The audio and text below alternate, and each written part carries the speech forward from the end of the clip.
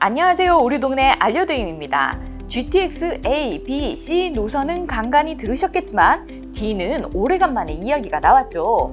최근 국토부가 서울역까지 직결 운행하는 내용의 서부권 광역급행철도 사업계획 예비 타당성 조사를 신청했다고 하는데요. 오늘은 GTX D에 대해서 알아보겠습니다. 거슬러 올라 2020년 GTX D 노선 이야기가 나올 때는 Y자 노선, 하남 연장 등 지자체마다 다른 그림을 그렸는데요. 하지만 제4차 국가철도망 구축계획 수립연구 공청회에서는 Y자 노선이 아닌 김포 장기에서 부천 종합운동장역을 잇는 서부권 광역급행철도가 나왔습니다. 그때 김부선 논란이 있었죠. 그러다 작년 대선 때 다시 Y자 노선 이야기가 나오는가 했지만 최근 예타에 나온 노선은 다시 김부선이었습니다. 이번에는 용산이 아닌 서울역까지 타는 직결 노선이죠.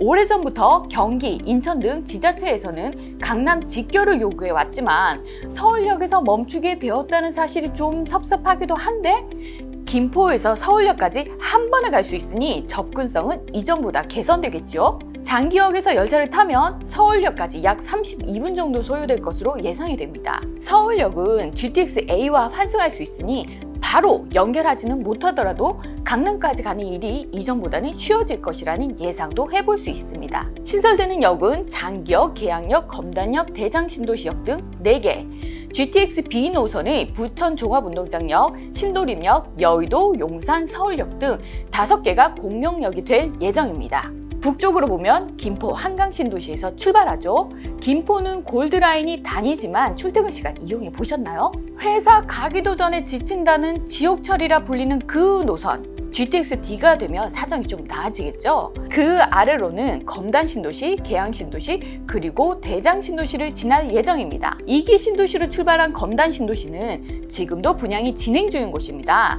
인천 서구 마전, 당하, 원당, 불로동 이런 약 11제곱킬로미터 규모이고요. 검단신도시야말로 사연이 많은데요. 부동산 경기 침체로 규모가 축소되고 개발 계획을 세운 지 10년 만에 분양한 과거 이력도 있습니다. 부동산 경기가 살아나면서 이제는 경쟁률도 쑥쑥 올라갔고요. 검단 신도시에는 현재 아파트 입주가 늘어나면서 인구가 증가해 교통 여건이 좀 아쉽다고 하네요. 그리고 미래의 신도시, 계양 신도시와 대장 신도시가 있습니다. 3기 신도시로 추진 중인 곳으로 먼저 계양 신도시는 김포공항과 매우 가까운 곳으로 3기 신도시 중에서도 가장 빠른 속도를 내고 있습니다. 지난해 착공식을 했고요. 공공주택 9,000호 포함 17,000호 공급, 2026년 상반기 입주를 목표에 두고 있습니다. 특징은 여의도 공원 4배 규모의 공원 녹지, 판교 테크노밸리 1.7배 규모의 일자리 공간 등이 조성된다는 점입니다. 그 아래 붙어있는 부천 대장지구도 3기 신도시입니다. 서울 강서구, 인천 계양구와 붙어있는 위치고요. 그래서 마곡, 계양 등과 함께 신산업 복합도시 탄생을 예고하는 곳입니다. 또 남쪽으로 부천 종합운동장역이 있어 GTX B와 D 노선의 수혜지라고 할 수 있죠. 규모는 작지만 입지를 보면 발전 가능성이 큰 신도시입니다. 철도공사가 한두 해 완성되는 것이 아닌 만큼 GTX D 노선은 아직 남은 기간이 꽤 긴데요. 내년 A 노선이 개통되니까 너무 막연하다는 생각은 좀 덜어지겠죠? 지금까지 GTX D 노선에 대해서 알아봤고요. 수혜 동네도 살짝 둘러봤는데요.